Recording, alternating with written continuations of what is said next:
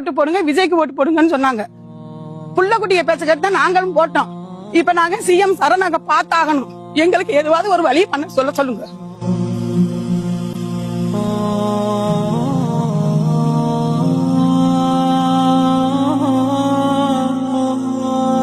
பொண்ணை வச்சு ரொம்ப கஷ்டப்பட்டு சாப்பாட்டுக்கே வழி இல்லாம இந்த பிள்ளைங்களை படிக்க கூட வைக்க முடியாம போராடிட்டு இருக்கோம். இப்ப வந்து வீடு எடுங்கன்னா நாங்களாம் எங்க போறது? இடமும் இல்லாம நல்லா எங்க போய் நாங்க வாழ்றது?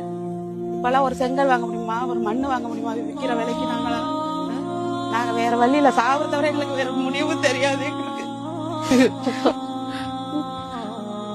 புள்ள குட்டி இல்ல, கடவுள் இல்ல, யாருமே இல்லாம அது மாதிரி உட்காந்து இந்த 60 வருஷம் அதுக்கு முந்தி மாமியா மாமனா இருந்த வீடு.